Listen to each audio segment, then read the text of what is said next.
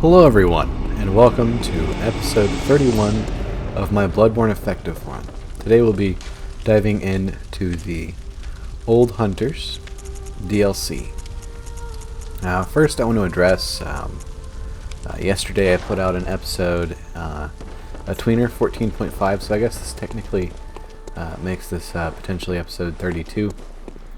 I hope I said 31 to begin with. But I'm going to be doing this a little differently, and just to see how it goes. This is going to be a particularly long episode for me to do on my own without the company of Dylan, but if I want to commit to doing this sort of thing as a more regular hobby and practice speaking on my own, it's something I need to do. So to make an effort to improve in both regards, I'm going to be doing this commentary solo, and I will be critiquing myself more heavily, doing commentary in parts, so you may hear my voice sound different from section to section, which is something I will work on as well to get better at, but it's a new strategy to attempt to have more quality commentary. This was our first cut, so we'll see how I sounded. Hopefully I don't sound too weird. Anyway, we're going into the Hunters DLC now, and it should begin once we get grabbed right here.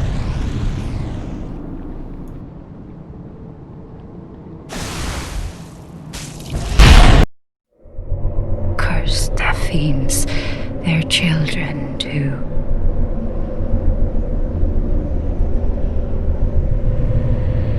And their children forever true.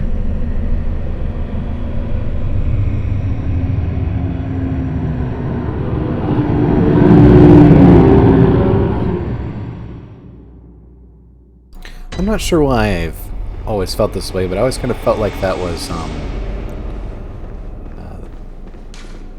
the voice of the doll or Maria coming up, but I'm not really sure if it is. It's a different voice. Maria and the doll actually have a distinct, similar accent and all of that. So I'm sure many of you are wondering why we didn't venture into here, or why I didn't specifically venture into here in our effective run. Well, this is targeted towards to be sort of noob friendly, especially at the beginning. And the first point at which we have access to the DLC, coming in here and actually fighting anything is a very advanced move, and any newer player is really going to struggle with the difficulty in terms of enemy health, how much damage they do, especially at that lower level with the lower weapon level and the lower overall health that you probably have as well. Not to mention defense. I think Bloodborne works very similarly in Dark Souls 2. Dark Souls 2 fans out there, heap. In that any level you do invest in does contribute towards your overall defense. So while you may be investing straight into health, or investing straight into damage, it does, I believe, contribute to your overall defense, just gaining levels in general. These guys are regular enemies. We fought in 2 of them, and they can drop some pretty good gems. So if you come in here, early, much earlier than we did, you can get some pretty solid gems early on. If you're doing a Blood Level 4 run, and you have this skill, and you probably do if you are doing a Blood Level 4 run, coming in here early to get some gems is not a bad idea, especially if you want to kind of just speed through the early Chalice dungeons to get through to where the good goods are. But a lot of the gems they drop are pretty strong, especially considering that you can access this immediately after defeating Amelia. Now we are facing some familiar enemies here, as well as some hunters, some mad hunters, I believe they are. I will go ahead and put my marker for myself to flash on the screen. here what type of enemy they are. But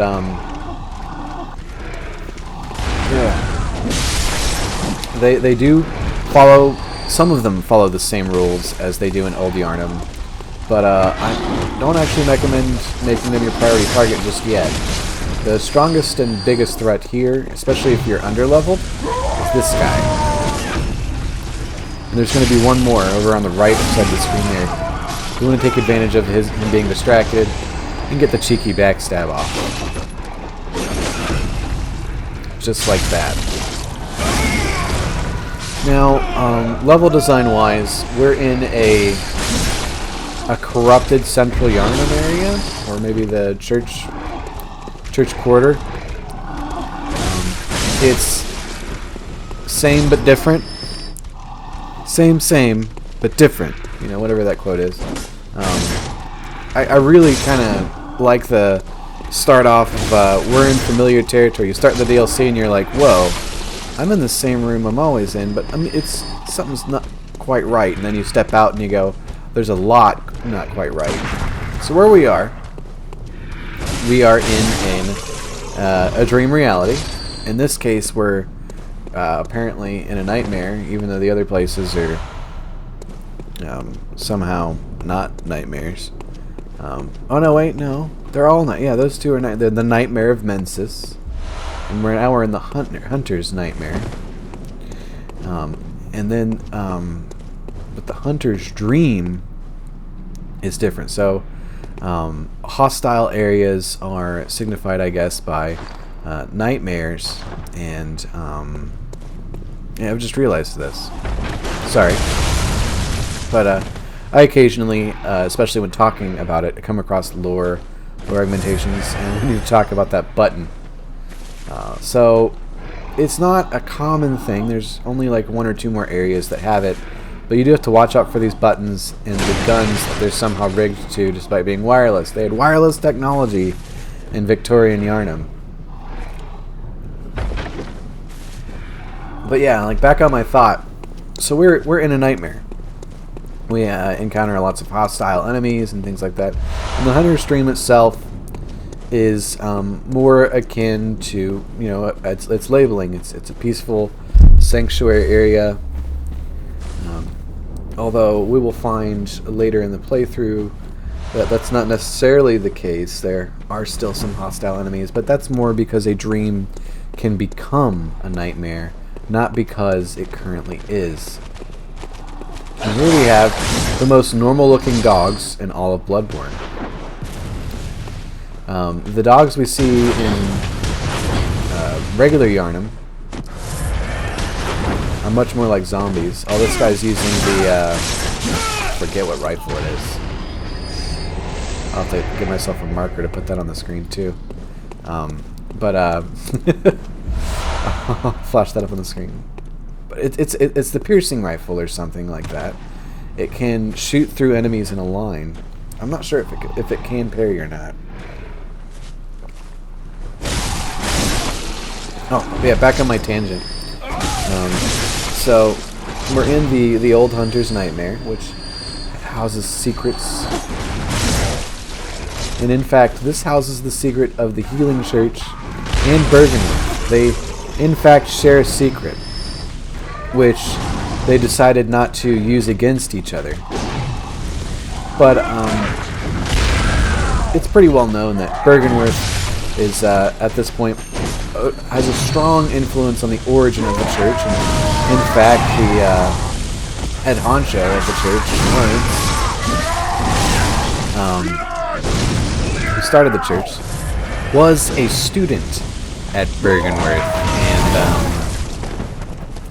and we actually get our preview of that when we examine his skull in the church where we fight Amelia, and we experience a vision of the past where Lawrence and Provost or Professor Willem are conversing and talking about fearing the old blood, and that's how we get the password to go see Bergenworth. But they in fact share a secret most terrible. Now, what I have just picked up is some vermin. If you had equipped the League rune immediately upon getting it whilst in the forest, keeps going back to that episode, you would receive some vermin upon killing bosses, potentially, particular NPCs. You will receive vermin to crush, and I think it's 5. I think it's 5 vermin. I'll flash up the correct amount on the screen to how do I put this? Conclude or complete the covenant, so to speak. The covenants in Bloodborne, unfortunately, don't really have a lot of depth to them compared to Souls games, or really longevity might be a better word. I don't know if like the Dark Souls ones really had that much story depth to them either, and I'm sure there is a reference to one of the other games that has a bit more of an in-depth story to it. But yeah, like the Vile Bloods, pretty much joining it is the whole covenant. You can give her some blood dregs, and blood dregs are another source of an insight point. Basically, they're an easy way to get more Madman's knowledge. And the item for the covenant that is the what's the word? The Confederates is this vermin, and it has the most story out of any covenant in the game, in that it actually has an end result upon ending, and that the covenant radically changes as you go through it, which I think is kind of cool. I guess the best comparison I could think of would be in Dark Souls 1, the Forest Covenant, how Shiva of the East actually has a quest line. I've never actually done that quest line because I've only really played the game 2 or 3 times. But Shiva of the East has a quest line, and which mirrors a quest line in Demon Souls. But don't want to just into that too much. So back on this same but similar, we've just unlocked the shortcut that makes it somewhat easier to get up north. Not a huge difference, but I'm just really enjoying the same but different layout of the area. Things familiar, but things different. We don't have the access to the ladder right behind us. We've actually just picked up some more fashion. We're gonna put. I can't seem to find it. Here we are. But I kind of really like the Old Hunter set. I'm not really sure statistically what it is strong with, but this particular hat, and then the chest piece, and the boots, I really like the fashion of it quite a bit. While Dark Souls 2 technically has the best fashion, I kind of appreciate Bloodborne's armor being minimal on how much it impacts. I mean, sure, it can be the difference of 1 hit or 2 hits for a fight, but I kind of appreciate how I can just wear whatever, and it largely doesn't make a difference. I can still be quite quick wearing whatever armor I want, and it doesn't change my playstyle at all. It just changes how I look. Now there are a few appearance changes you can make that change your appearance or your playstyle dramatically. But yeah, now we've completed the set, and I think we look like a badass. Well, actually, we still need the gloves. We're about to encounter a monster that I would say don't fight. Don't fight these things. They are not. I think they can be parried, but I'm not really sure if there's a good way to fight them outside of that. I am going to show off a good way to fight them, but let's go ahead and proceed to fight Amelia. I'm sorry, she's not here. Now here we go again. Same but different. So we got a very similar building. However, when we look up there, we notice that there is no second floor to walk upon. No secret elevator behind the thing. And that could be for one of two reasons. This is the Old Hunters. So maybe that section of the church wasn't built when this was here, or it's just another one of those distorted reality things. And if you're wondering, yes, that is a boss. You can fight it, but you need an item to do so. And we will get that later in this episode. Well, no, not later in this episode. We'll get that after we fight the first boss of this area. Here's how you fight the Cthulhu Executioners.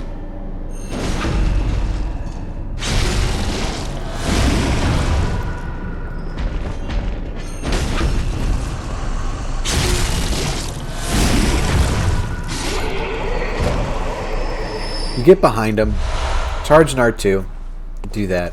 If you have a slow weapon, barehand it, because the crit is more valuable. If you are a low skill build, don't.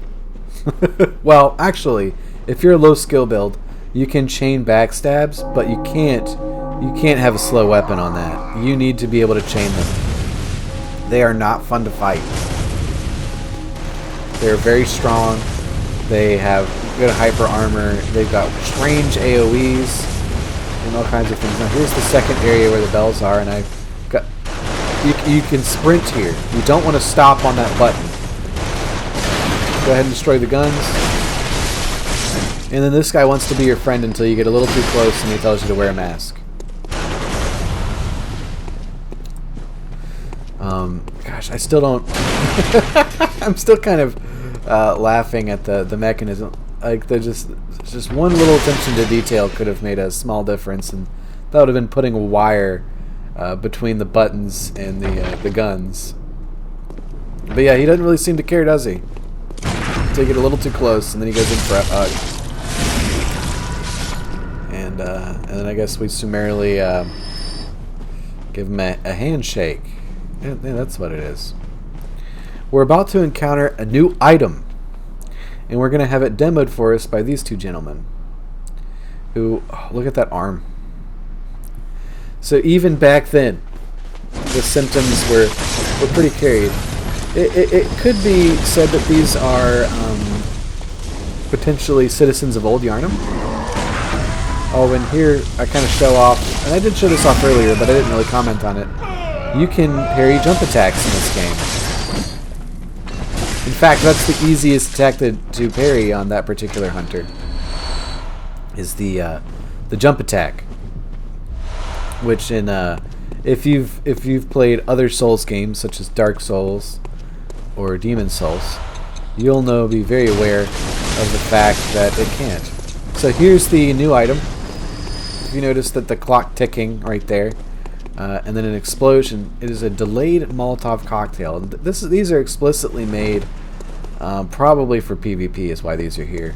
So you can throw them on the ground and try to distract the opposing hunter into standing in the explosive radius that's about to take place on that delayed Molotov. And it's kind of silly that it's a past weapon that's not used anymore, because it's more complex than a thing like that. Here we have another similar room. So this is the room in the very first level of the game where we get our first shortcut back to the Central Yarnum Lantern. Or, well, it looks like it. And then out the left there would be up onto the bridge to go face the Cleric Beast. And then downstairs, out that door, will be over to, we'll go over to the door to talk to our friend Gilbert. Not the door, the window to talk to our friend Gilbert and to unlock the lantern. You not want to do it. So you notice how they're just covering their whole face at this point? Not really sure why. Here's the old man with the gun. Or is it?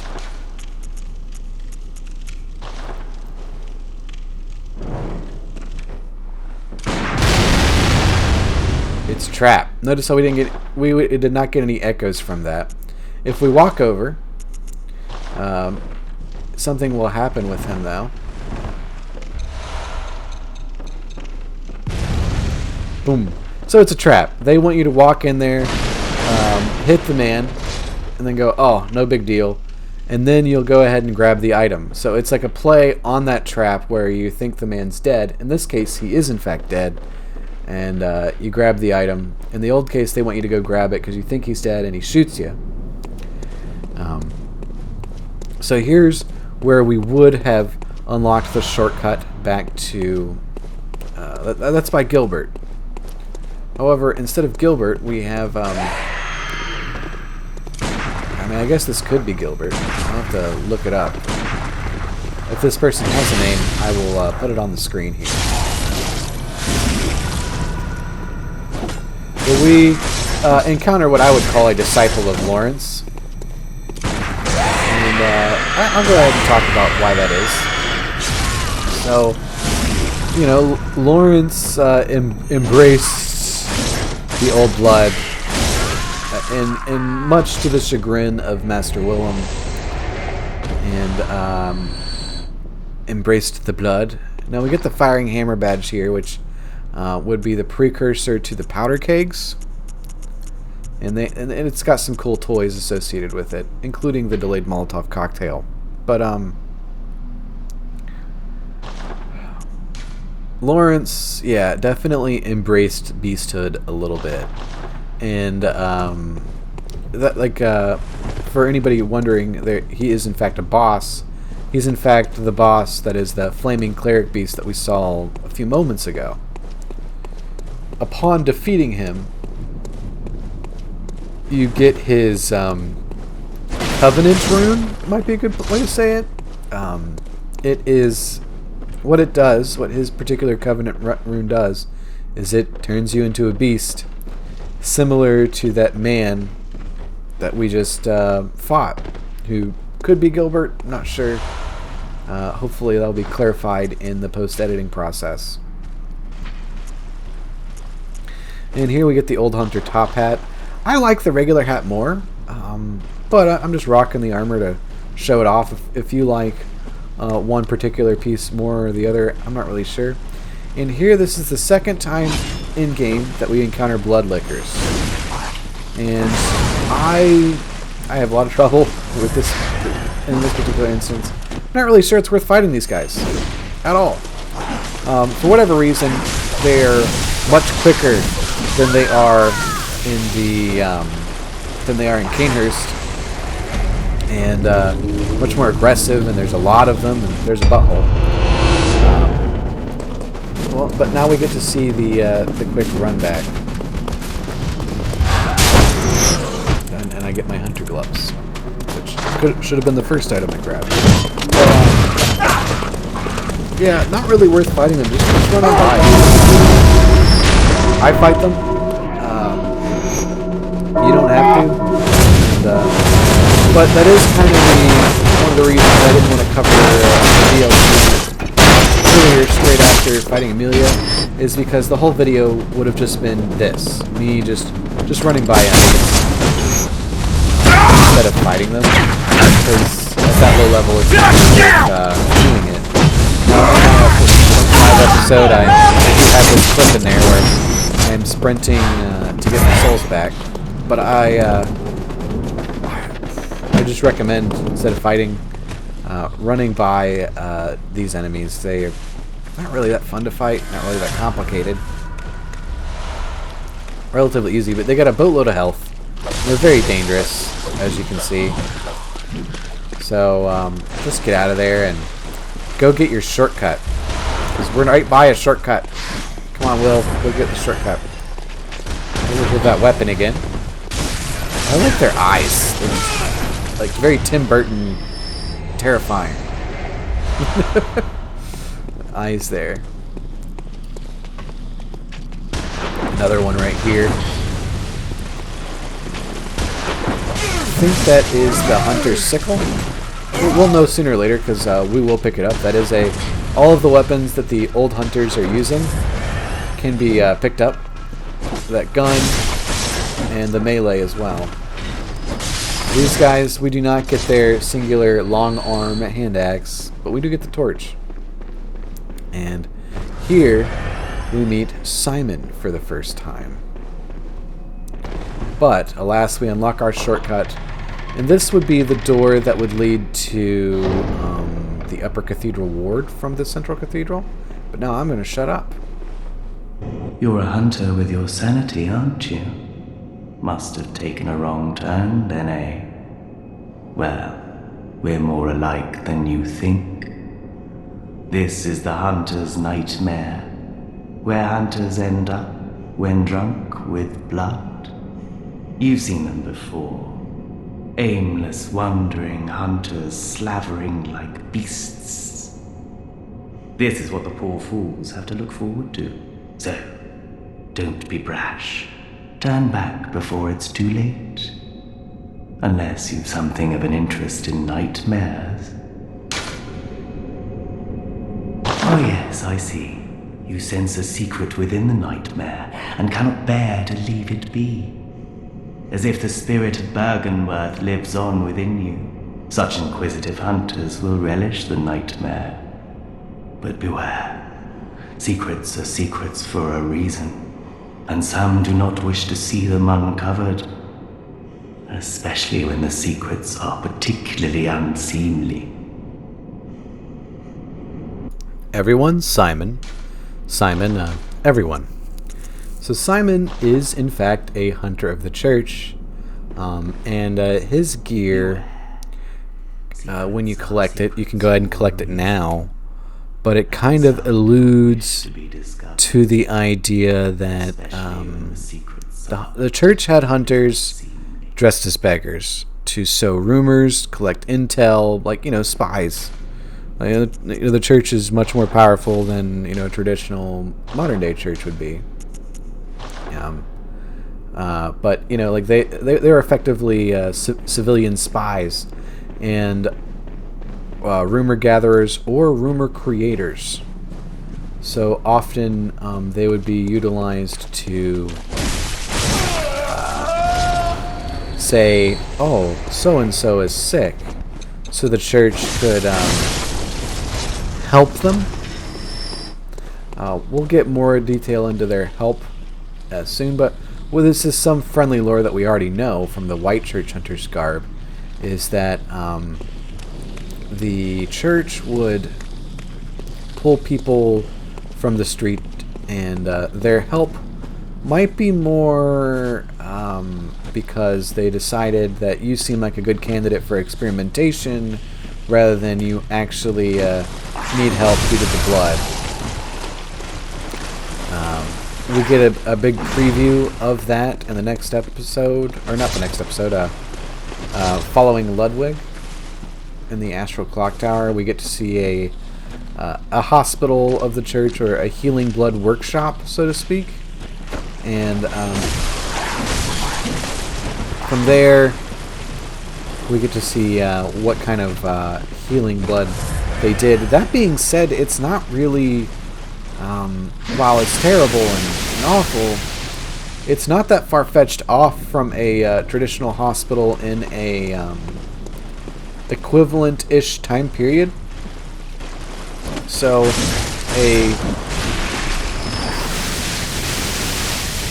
I don't, not even that long ago, like even 100 years ago, doctors really didn't know what they were doing. And we still don't. We're still figuring it out. Learning the human body and the secrets of the universe and science itself is, unfortunately, a whole bunch of guess and check.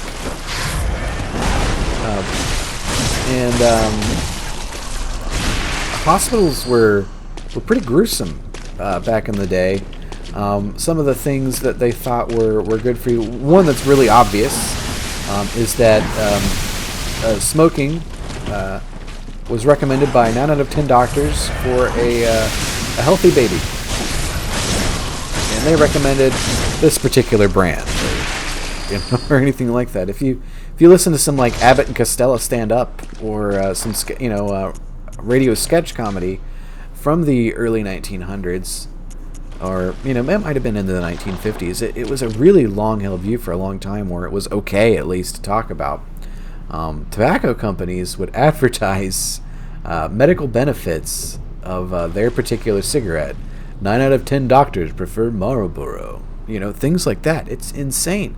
So that's one of the early examples of that. But there were a whole lot of gruesome techniques that just did not really do the benefit that we thought they would. I mean, I hate to go back to smoking, but it was considered a treatment for asthma. They thought you had weak lungs, and when you have weak arms, what do? You lift heavy weights and make them strong. So you need to have heavy air to make your lungs strong. Whereas maybe running might have been a better treatment or something along those lines, or maybe more humidity, being near a towel and a bucket of water to put more water in the air to loosen it, but make breathing easier. So that was a cure for pneumonia. But to get more into the Bloodborne style subject, a lot of times people thought they could be overinflated with blood. So if you've ever had a headache where you just felt a whole bunch of pressure in your head or anything like that, or you felt an ache, often leeches were prescribed. Here's our first Wandering Madness. Now we're about to face a very special hunter. I think they are a disciple of Jura, and if they are named, I will put that information on the screen right now. But I think you can tell why he's a disciple of Jura. So Jura had a mounted Gatling gun, and maybe he's aged a little bit. This guy just carries one around, no big deal. I do like his choice of main hand weapon, but yes. And if you're wondering, can I have this weapon? Absolutely. You just have to kill this guy.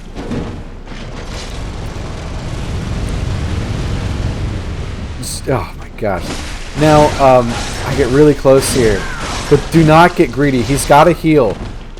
And that thing can stun lock you to death. So, just don't get greedy.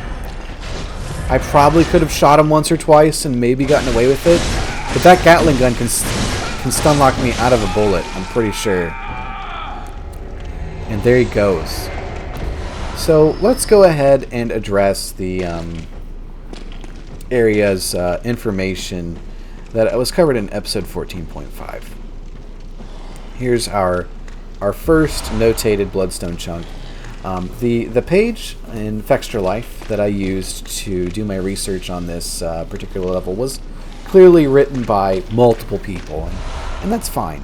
Unfortunately, they just lacked a bit of consistency in nomenclature and labeling, and it was different than the rest of the pages. And I appreciate it that the wiki exists, but it is I fell victim to that inconsistency. So, in most of the other levels, the bloodstone chunk count is on the right of the page is notated, including all from like Crystal Lizards / Scaring Beasts / Wandering Madnesses. Oh, by the way, we have a friend in here. On this particular page, just to get this out of the way and real quickly done, they did not notate those. So that's how we ended up with a total of 6 in this video, despite us saying that we only had access to 2. There are 2 Wandering Madnesses. Unfortunately, they're both labeled differently, and they don't include their drops in the sidebar. And here's our friend, the Blood-Starved Beast. You get to fight him again. I decided I wanted to try to show off multiple ways of fighting him, and I kind of failed in showing off one of the ways I wanted to. But you can parry them, so I was able to at least show that off. But I do die, and I totally do it for the educational value of showing you how to fight the Blood-Starved Beast multiple ways. That's totally what happens. don't fight him in that little alcove. Go forward into the room that he's in. There's a lot of space to go fight him in there. That being said, he doesn't drop anything special or unique. There's nothing preventing you from just going in there and getting the item you want and getting out. Like, there's nothing preventing you from doing that. So, okay. Now, I'm not really covering the chunk locations in this version of the video because I've already done that in episode 14.5. So, if you do, if you're following this longer one for chunk locations, I do show all of them, but I'm not dinging the camera or going out of my way to point them out. Once again, I think I'm fighting him in the wrong area. Let's see if I actually do move to his room. I do, good. Yeah, this is, while not a huge room to fight him in, it's still much better than the small little alcove hallway that we were just in. And now I get to show off the Beyonce strat. Dodge to the left. Now what's really fun, if you can get really good at the fight, is you can dodge to the left directly behind him and charge R2 backstab. That is the most fun way to fight this monster. Luckily we don't have the AoE poison effect from this variant of the Bloodstarved Beast. That being said, this could be the same Bloodstarved Beast. Because this is a host of consciousness and nightmares. And the consciousness of hunters and beasts alike are what inhabit the area. So, while it's not technically the same Bloodstarved Beast, the origin could be the same person. And we do have a lot of old Yharnam references here. Magic of editing. So, yeah, just in case you're wondering when you've been watching the playthrough, Bolt Hunter's marks do not work that way. It'd be great if they did, if Bloodborne Remastered or Bloodborne 2 or, Bluepoint does a Super PS5 Bloodborne edition. I'm not saying, but here's $5, Bluepoint. Then it would be great if that is how they worked, and if I could just ding a lantern to reset an area rather than having to load into the dream would also be great. You made all those quality of life changes in Demon Souls, so alright, so we've successfully looted the area. I'm just gonna run past the blood liquors for now. Yeah. That being said, we're gonna start getting some more lore on actually the Legion, or the Confederates, or who knows? They've got too many names. But anyway, we start to get the Constable set, and the Constable is the leader of the Legion. You'll see that as we get more of his set, how much that makes sense to you. I think we're about to get another piece right here. Yes, we do. We get his trousers. It does not look as cool for me, IMO. Here, but it does kind of show off the athleticism of your hunter, where as these kind of outfits just kind of make you a whoosh, which is cool. It's cool to be an anime whoosh. The foreign garb and the constables are anything that really shows off the skinny limbs of your hunter. Really do kind of show off how athletic the hunter is, and this is especially compared to the undead in the Dark Souls series, or I guess the hero, the chosen hero in Demon Souls. Although Bluepoint has done a good job in Demon Souls, and there's some of their flourishes of making the hero in that game look pretty cool. But yeah, in Dark Souls, the undead is actually somewhat clumsy, and that's kind of cool. Although, to be fair, you'd be clumsy too if you were wielding a giant metal bat that was 3 times the mass of you. Which, by the way, is the way they wield it is not possible. if you're wondering, there's unfortunately center of gravity is a thing, and chosen undead would have to weigh an astronomical amount to be able to swing the weapons the way they do, especially in Dark Souls 2, when you can wield 2 giant honkers. There's 2 giant metal chicken wings.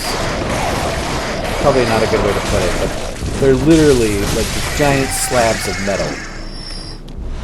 And you can dual wield them. You need 99 strength to do it, but you can dual wield them. Which doesn't make sense with the formula, because technically the chosen monarch, or whatever they are, bearer of the curse, can't actually achieve enough strength to technically wield both of them, but FromSoft saw fit to be like, you know what, you can dual wield this if you just invest all the points you can possibly into strength. Although the benefit you get out of dual wielding it is very small, but still, it's comically unrealistic, and I appreciate it. If that makes any sense, I appreciate it wholeheartedly. And now we get to be the constable. All we need is the bucket for the head, and we can be Solaire. A lot of people compare the constable and Solaire because the constable encourages PvE cooperation. Same reason that Albert, I think his name's Albert. I'm gonna have to put the correction on the screen if I'm wrong, because I don't remember his name suddenly. But the same reason that people compare him to Solaire, because he's the first person that talks about jolly cooperation. Why don't we cooperate? And he's also, for a lot of people, the first NPC they can summon for a boss, which being the Bloodscarred Beast. It is Albert.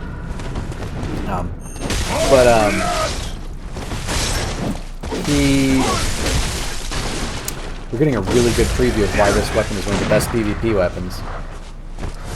Yeah, he's compared to Solaire because of that. He also has the same voice actor. Albert does. So we've just taken out this hunter, who has one of the best PvP weapons, and I forgot to go pick it up, I'm pretty sure.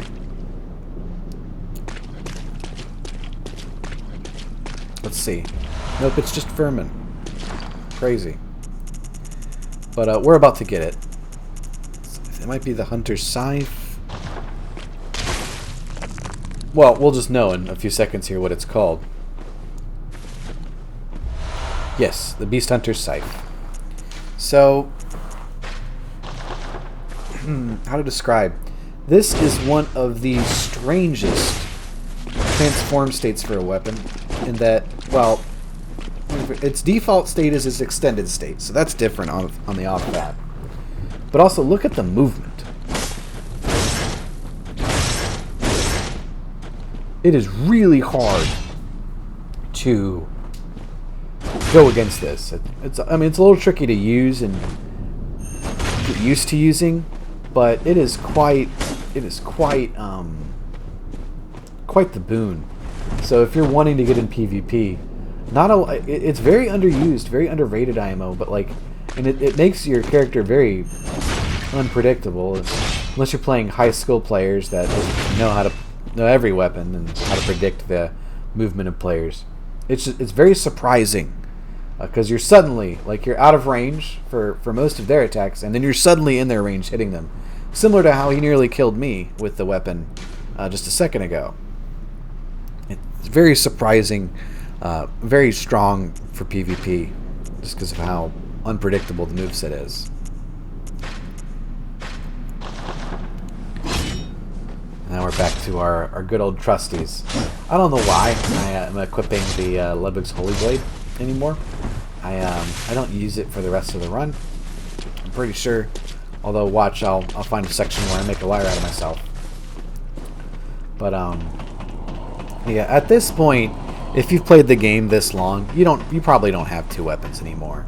Although, to be fair, in this episode you might have found a second weapon, and there are a lot of weapons that you can pick up in the Hunter's the Old Hunters DLC. Particularly one of my favorites is coming up soon. But here we've got 2 giant Cthulhu executioners. I don't know what the lore is on these guys. I'm gonna have to look it up. But these guys are scary. They don't stop being scary. That being said, this is the only area we encounter them in.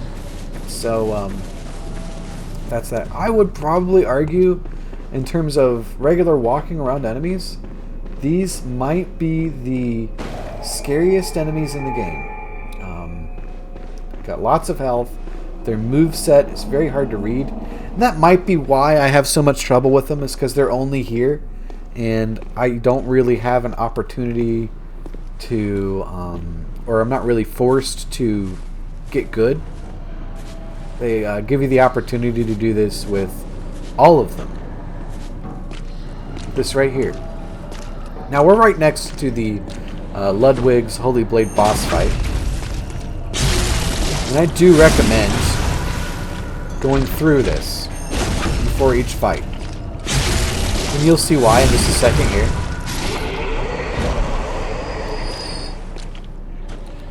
"10 bullets. We don't really use bullets on Ludwig, but if you're doing an arcane build, you might. And there are several items. Gatling gun might be a good option on him.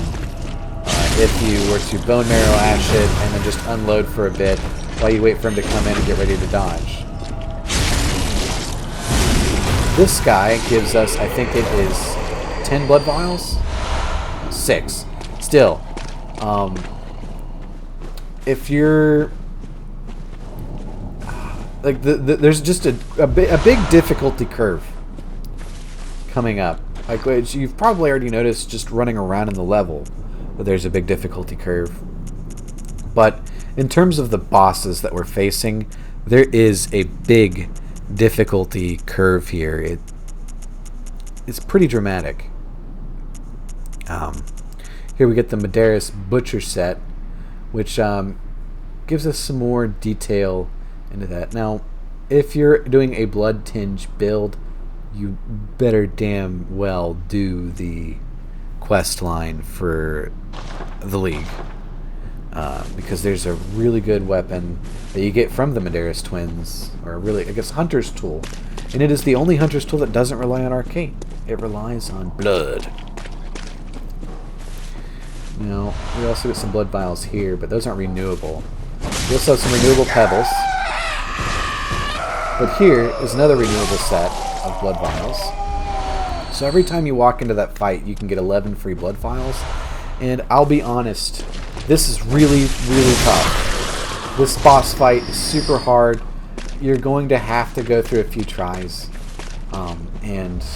This is one way you can mitigate having to farm for blood vial, for blood vials. Yeah, blood vial farming. It's a good way to mitigate that. Also, you don't have to spend echoes on them either.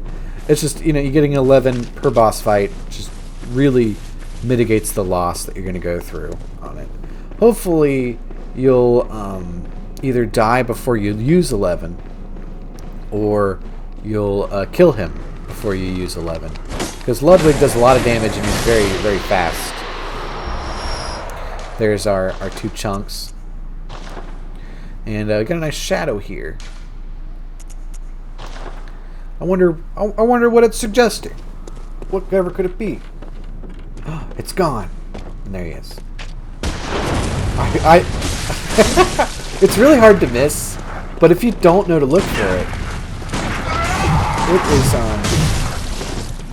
I guess it could surprise you. I do like to watch Let's Plays on this game for people that experience it for the first time. So if that's something, you the viewer, are wanting to do, please send me a message that you are doing that, and I will watch your video. Assuming it's got a decent enough recording going on, I will likely watch your video, as long as you're, as long as you're. Huh. I may be overstating my intention, but I will likely watch your video. Especially if you do a good job of recording and you put some effort into producing it. I will definitely take a look there. That being said, these are a lot of work, so if you just want to do boss fights, that's fun. But yeah, I do like watching LPs. I'm looking forward to Christopher Odds. I'm watching his right now, and I'm looking forward to when he gets to that portion. But I used to have a... Ooh, I gotta shut up. This is important. So I just want to say, foreshadowing. Now, if you do have the Medeiros Whistle, you can revive this enemy. And this is an enemy. It fell from the sky. Don't worry about that. You know, we're doing a cosmic horror. Things are going to fall from the sky. Also, we're in dreams. So, physics, who cares? But, if you're using the Medeiros Whistle, you can actually wake this guy up and he'll attack you. Now we get to one of my favorite weapons, the Pizza Cutter. Oh good, I show it off. This thing has similar scaling to Ludwig's Holy Blade. So if you did do if you're using Ludwig's Holy Blade, you're maining it, or anything like that, invest in this. This goes along well with it. It's a good blunt swinging weapon to accompany Ludwig's more piercing slashing weaponness. Yeah, it's a fucking giant pizza cutter. Also, invest in stamina, so that way you can cut this grass. We haven't really done much investing in stamina on this character. But you'll want to get at least 40 stamina if you plan on playing with the Whirligig Saw. It's really good. I like that. It's a fun weapon, and I kind of wish I would have used it in this LP. Maybe I'll use it in the Chalice dungeons. Well, I kind of still want to use the easy-to-use weapons for that. When and if I do them. But we have, for the most part, cleared the first level of the Old Hunters DLC. We've looted all the items. We've gotten ready for Ludwig. And we're pretty golden here. So without further ado, we're going to go see our old friend. And that will be tomorrow. Stay safe. Have a wonderful day. Thank you for watching.